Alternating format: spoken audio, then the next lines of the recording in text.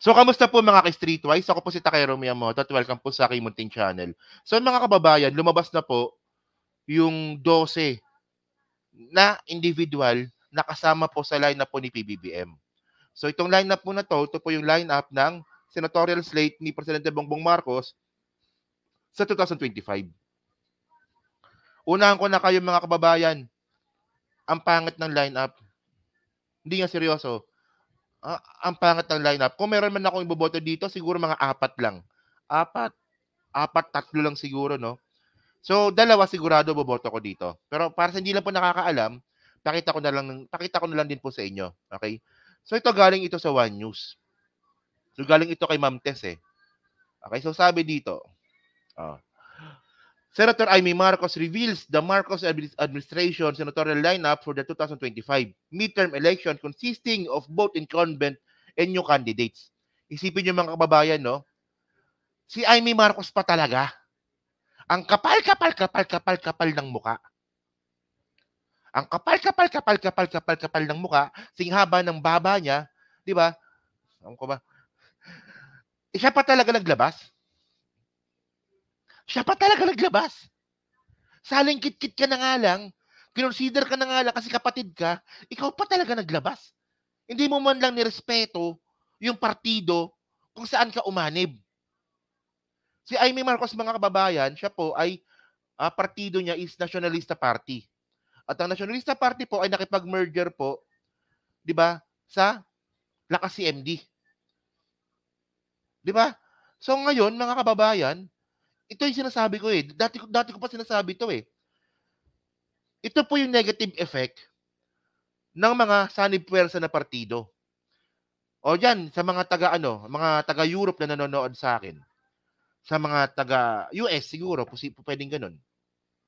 Ganyan po talaga kahina yung party system ng Pilipinas. Nabubuhay po ang politika ng Pilipinas base po sa personality, hindi po base sa ideology. For example, 'di ba, sa Amerika naka two-party system sila eh. Yung mga politician doon mga kababayan, bumabase po sila sa ideology ng kanilang partido. Sa Pilipinas po walang ganon. Walang ganon sa Pilipinas. Kaya mga kababayan, ang dali lang po talaga magpalit ng partido kasi nga po, personality politics tayo. Oh. Bakit mo inaaw si Fiona? Yan ka naman, Maestro Paul eh. Patawa ka na naman eh. Okay. So sabi dito, no, the list includes representative from Partido Federal ng Pilipinas, Lakas CMD, the National Coalition, and the Nationalista Party. This lineup follows a meeting of top political leaders in Malacanang where they formalized an alliance called Alyansa para sa Bagong Pilipinas. The gathering aimed to strategize for the upcoming election and strengthening political unity. Okay. Okay, una, baka sabihin niyo na naman sa akin na, ay bakit ayaw mo nung napagdesisyonan ni Presidente Bongbong Marcos? Well, mga kababayan, wala kasing choice ang presidente natin.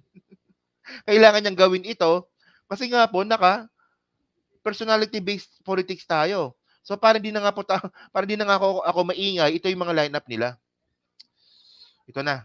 Okay, ito galing tong One News, Okay, so ito na. So, kasama si Amy Marcos. Kapal ng mukha, no? Hindi nga, seryoso, no? Kapal ng mukha, abot hanggang dito sa bahay ko. Oh. Isipin mo, Amy Marcos kasama. Oh. Pero ito, okay lang yan. Kung sinong gusto nyong iboto, bahala kayo. Mahirap pag-usapan yung senador kasi meron akong gusto na ayaw nyo, meron naman kayong gusto na ayoko. At meron din akong gusto na gusto nyo rin. So, mahirap pag-usapan to, no? Pero, ang maganda kasi dito, tingnan natin to. Okay. So, unang-una si Manny Pacquiao. Okay. Si Pacquiao kasama. Well, ito, si Pacquiao, iboboto ko to kasi personal choice ko to. Kasi kaibigan po siya ng kapatid ko. So, boboto ko to. Hindi nga. Sige, pasensya na, no? Sa mga ayaw kay Pacquiao, Pero, wala eh. Ganun talaga. Tapos si Benjamin Abalos, hindi, honestly, no, si Benor Abalos pwede namang next 2028 na lang, no? Pero bakit ngayon pa talaga, no? Francis Tolentino kasama, si Bong Revilla kasama. Well, si Bong Revilla, mga kababayan, no-brainer na to. Kasi si Bong Revilla po kasi is lakas CMD talaga 'yan, 'di ba? Lakas CMD po si Bong Revilla. So malabo po talagang hindi siya kasama.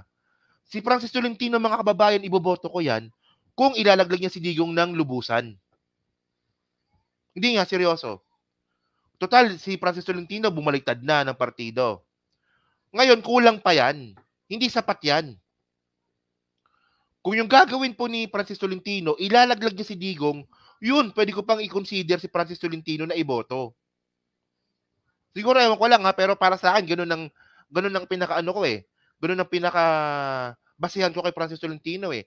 Kunwari, sabi ni Francis Tolentino na, ay, kapartido ko si Digong dati, masamang tao talaga yan. Nagpapatay ng tao yan. Di ba yung mga ganong klaseng mga level, pwede ko siyang i-consider. Well, si Benjamin Abalos, medyo maaga pa, no? Dapat hindi muna ngayon. Erwin Tulfo, no-brainer na yan. Kasi alam naman po natin na si Erwin Tulfo is naging DSWD secretary po siya ni PBBM. O, di ba? So, yon. So, no-brainer na yan. Talagang kasama siya. So, nasa sa inyo yan kung boboto nyo siya. Tito Soto, 50-50 pa ako kay Tito Soto. So, magaling naman si Tito Soto para sa akin, pero para sa akin, 50-50 pa siya. Pero, Ping Lacson, sure ako, boboto ko to. Ping Lacson, boboto ko yan. Oo. Well, kasi sabi kasi ng iba, si Ping Lacson daw po ay balimbing. Di ba? Ganun si Ping Lacson. Pero sa akin po kasi, si Ping Lacson po kasi, pag sa tingin niya tama, pupurihin niya. Pero pag alam niyang mali, babati ko siya. Para sa akin, kailangan yun. Kailangan yun. Okay sa akin yun. Di ba? Tapos, si Lito Lapid, tanginang yun, no? Abi Binay, ayoko. Siyempre. Kasi meron ng... Ayoko talaga. Pia Cayetano, ayoko. Kasi meron ng Alan Peter Cayetano doon. Amy Marcos, ayoko. Siyempre, ewan ko na lang sa inyo, no? Camille Villar, ayoko talaga. Oh. Una, mga kababayan, no? Malamang sasabihin nyo na naman dito. Hindi, pero seriously dati si Tito Soto display lang po sa Senado yan. Display lang po talaga yan. Wala siyang ginagawa dati. Patawa lang po sa Senado yan. Pero eventually, napag-aralan po ni Tito Soto kung ano yung trabaho sa Senado. Kaya nga naging ano yan eh. Kaya nga naging Senate President yan eh. Kasi inaral niya.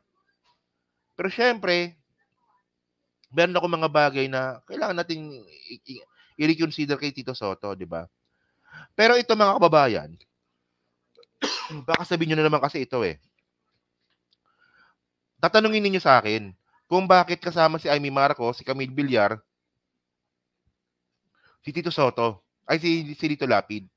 Kasi po, si Lito Lapid, mga kababayan, ang partido ni Lito Lapid, kapartido niya si Tito Soto. Tama. O, tama. Okay. So, ito yung nangyari sa merger, mga kababayan. Tama. Ano bang partido ni Tito Soto?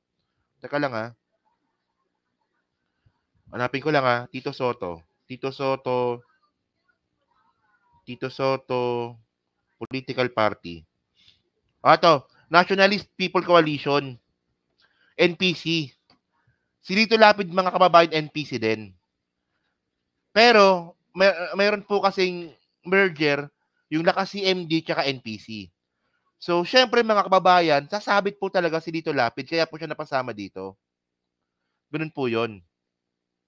Tapos Pia Cayetano, NPC rin ata to, tsaka si Abi Binay eh. Alam ko NPC din yan eh. Tapos itong si Amy Marcos tsaka si Camille Villar, Nationalista Party po yan. Meron din po kasing merger. 'Di ba? Meron po silang coalition, hindi merger tawag coalition. Merong coalition yung Nationalista Party at saka lakas CMD tsaka PFP. So syempre alangan namang hindi ipasok si Camille Villar. Syempre, Hindi naman pwedeng hindi ipasok si Amy Marcos. So ito mga kababayan, ito po yung sinasabi natin na negative effect po ng alyansa ng partido. May mga kapartido na ayaw natin. Well, maganda yung comment, no? Mas maraming mga congressman na mahusay eh. Actually, si Dan Fernandez, pag pinasok to, posibleng manalo yan eh. Si Dan Fernandez, hindi nga seriously kapag si Dan Fernandez, kapag kinuha siya ni PBBM sa iangat bilang senador, posibleng manalo pa yan eh. Tapos si Luistro. Yan, pwede rin yan. Well, ayan talaga sistema ng Pilipinas, wala tayong magagawa. Si Akop, 'di ba? Si Akop, yan pwede rin.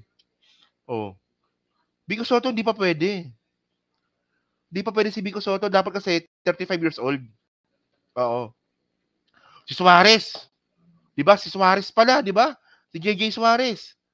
Si Barbers. Si Sandro Marcos hindi pa pwede. Kasi dapat 35 years old dapat. Oo. So ngayon mga kababayan, no, kung titingnan ngayon natin yung surveys, ito. Okay. So si Tulfo, Pia Cayetano, Duterte, Amy Marcos.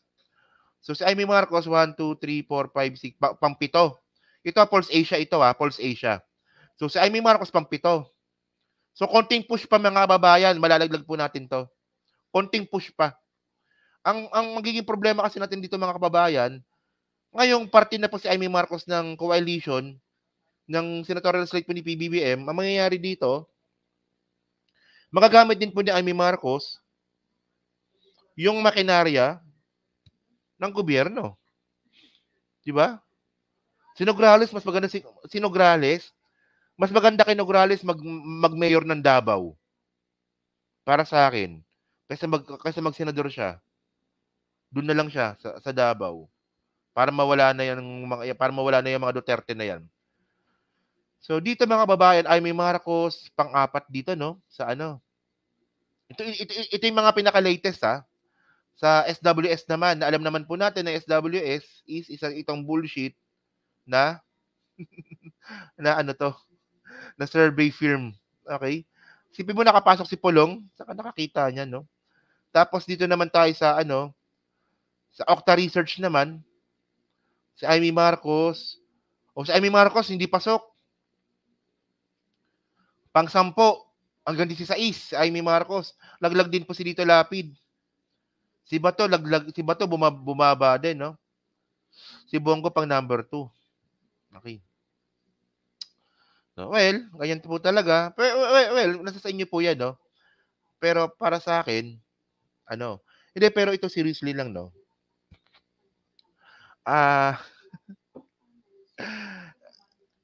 Kung meron mang kung meron mang gustong magpa-promote na senador sa akin, o kaya sa amin, siguro, ang pinaka-ayoko talagang i-promote dito, yung mga bilyar. Yung mga bilyar talaga. At alam nyo naman siguro, no, na itong mga bilyar na ito mga babayan, especially yung nanay, naging amo ko to. Sama ng ugali niyan. 'Di ba? Tapos anong ginawa ni Mark Villar sa Senado? 'Di ba? Silent committee lang siya dun eh. Hindi mo nga nakita nagsalita eh. Oh. At nagtataka talaga ako mga kababayan, noong 2019, paano naging number 1 si Cynthia Villar? Medyo nagtataka lang talaga ako doon, no? Ewan ko ba? So yan mga kababayan, no? So, ewan ko lang, pero para sa akin, balikan natin. So, sa akin lang, no? Ewan ko lang sa inyo, pero kung gusto niyo sa inyo yan. Pero kung sa akin lang, dito sa mga sa mga slate po ni PBBM, ang sure ko lang na iboboto dito si Pacquiao tsaka si Ping Lacson. Yung sure kong boboto. Si Erwin Tulfo, may kapatid kasi siya doon eh. Gusto ko si Erwin Tulfo, yung alam, meron siya kapatid doon eh. Tito Soto, 50-50 pa ako kay Tito Soto. Francis Tolentino, kung ilalaglag niya si Digong, boboto ko siya. Besides doon, wala na, no? Nako. Ay nako, ewan ko ba. Sumakit ang ulo ko dito. Ayan, 'di ba? Hindi si Pacman po kasi personal na ano 'yan, personal na choice ko 'yan. Kasi kaibigan nga namin eh. 'Di ba? Kaibigan ng kapatid ko eh, kaya personal choice ko 'yan, si Pacquiao. Oo. So, nasa inyo yan kung ayaw niyo kay Pacquiao, bahala kayo.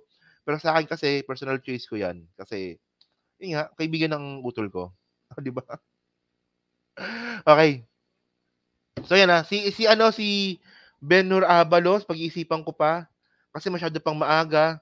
Sa tingin ko mas kailangan pa si Ben-Hur Abalos sa DILG kahit na pumapalpak siya ng konti. Actually hindi nga konti eh. Malala pa nga eh. So yan, 'di ba? Okay. So yun mga kababayan, no. So diyan po sa 1,000 po na nanonood, so hindi pa po nakakapag-like. So pa-like na lang po ng video po na 'to, andiyan po sa team replays. So para ba sa inyo, no, sino bang iboboto niyo dito?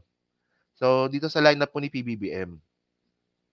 At ako naniniwala ako 'no, na mas maganda pa po talaga 'no, na ewan ko lang, eh, desisyon ng presidente 'to, eh, desisyon 'to ng partido. O nga pala, by the way, hindi ito desisyon ng presidente, desisyon pala ito ng partido. Oh, so kailangan ng kakampi ni PBBM sa Senado. So ewan ko lang, kung sa tingin niyo ba, yung mga bilyar ba na yan magiging kakampi ni PBBM sa Senado? Si Bilyar? Hindi. Si Amy Marcos, magiging kakampi ba ni PBBM si Amy Marcos? Lalong hindi. Ngayon pa nga lang midterm election, inaaway niya na eh. Okay lang sana yung pagbatikos eh. Yung pagbatikos po ni, 'di ba? Yung pagbatikos po kasi ni Amy Marcos, pangbatikos po ng tanga. 'Di ba? Oh. So yan no, So pa-comment na lang po sa baba and then bahala na po tayo kung ano mang mangyayari dito. So yun mga kababayan, so maraming salamat sa inyong lahat. So pa-comment na lang po, pa-like, and then pa-subscribe na lang din po, no? And then mga kababayan, meron pa tayong isang topic dito.